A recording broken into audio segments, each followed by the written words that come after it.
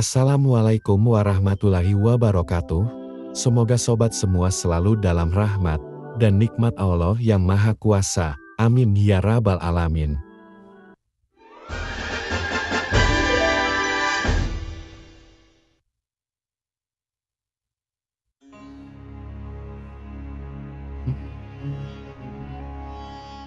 Al-Kisah, atas perintah Tuhan, mereka memilih dua malaikat terbaik untuk diturunkan ke bumi, dan kedua malaikat itu diberikan nafsu seperti yang dimiliki oleh manusia. Kira-kira apa yang akan terjadi?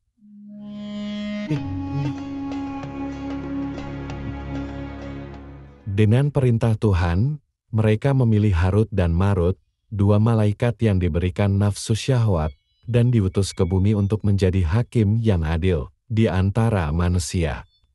Mereka dilarang melakukan syirik, membunuh tanpa alasan yang sah, berzina, dan minum minuman keras yang memabukkan. Maka, mereka pun memulai tugas mereka sebagai hakim yang adil di siang hari.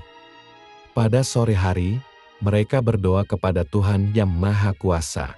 Setelah itu, mereka naik ke langit, dan terus melakukan rutinitas ini selama sebulan lamanya.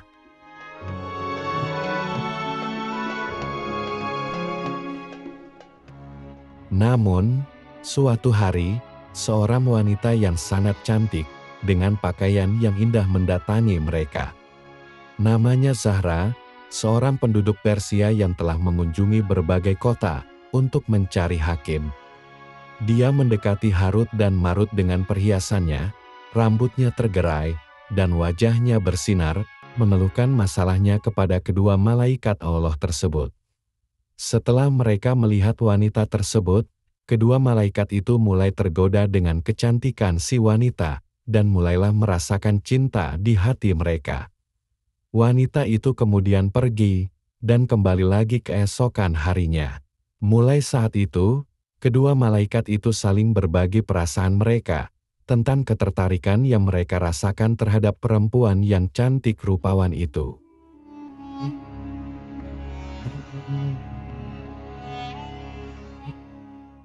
Ketika perasaan mereka semakin kuat dan bergelora, mereka mencoba merayunya untuk menundukkan hatinya, namun wanita itu menolak dan pergi meninggalkan kedua manusia jelmaan malaikat itu.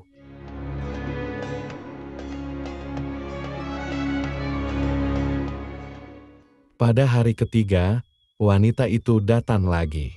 Mereka mencoba lagi untuk merayunya, tetapi dia tetap menolak dan berkata kepada mereka, "Aku tidak akan menuruti keinginan kalian, kecuali jika kalian melakukan apa yang aku mau, yaitu menyembah berhala dan minum arak." Mereka menjawab bahwa itu tidak mungkin, karena Allah telah melarang mereka melakukan hal tersebut.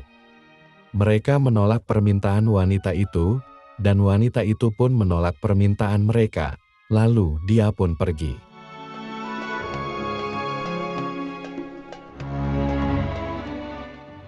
Akibatnya, kerinduan mereka semakin meningkat dan tak tertahankan. Akhirnya, mereka berdua pergi ke rumah wanita itu. Setelah tiba, mereka mengetuk pintu, dan wanita itu menyambut serta mempersilakan mereka masuk.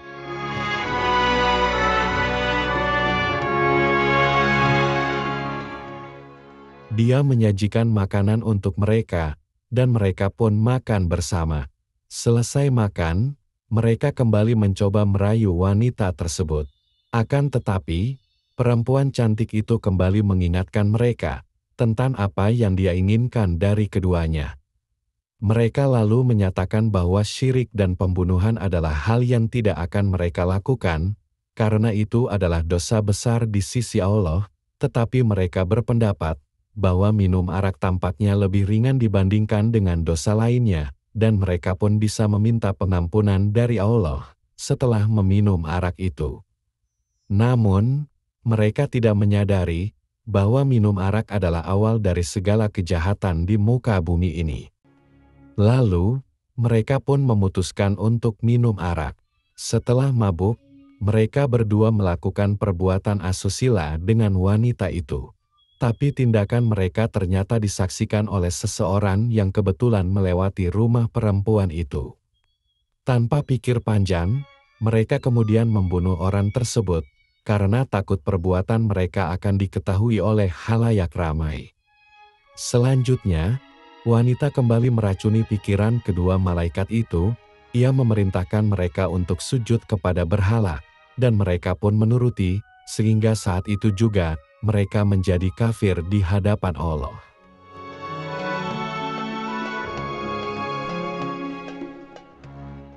Dalam hal ini seorang penyair mengatakan, "Aku tinggalkan anggur minuman, dan meminumnya, jadilah aku teman bagi orang yang mencelanya."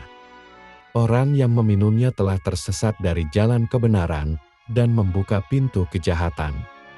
Cerita tersebut berlanjut, setelah Harut dan Marut melakukan dosa, mereka ingin kembali ke langit, namun sayap mereka tidak dapat digunakan untuk terbang lagi.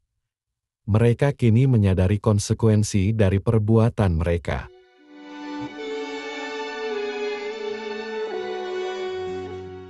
Mereka kemudian mendatangi Nabi Idris, seorang Nabi Allah, dan menceritakan apa yang telah terjadi pada mereka, memohonkan agar Nabi Idris memberikan syafaat kepada mereka, dan memohonkan ampunan Allah untuk mereka.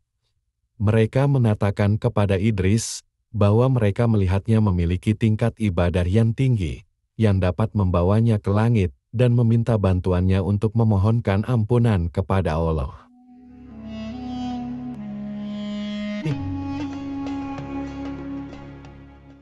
Idris menyetujui permintaan mereka, dan Allah kemudian memberi mereka pilihan, antara hukuman di dunia, atau di akhirat.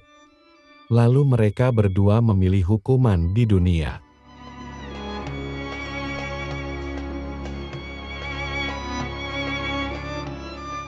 Di sebuah tempat, yang dikenal dengan Babil, mereka disiksa dalam penjara bawah tanah, digantung terbalik dengan rantai besi. Mereka merasakan dahaga yang hebat, sementara air diletakkan dekat lidah mereka, dan asap dari seluruh dunia dihembuskan ke hidung mereka, untuk menambah penderitaan mereka. Mata mereka terbuka lebar tanpa tidur sampai mata mereka membiru, dan wajah mereka menjadi hitam. Mereka akan tetap dalam kondisi ini sampai hari kiamat kelak.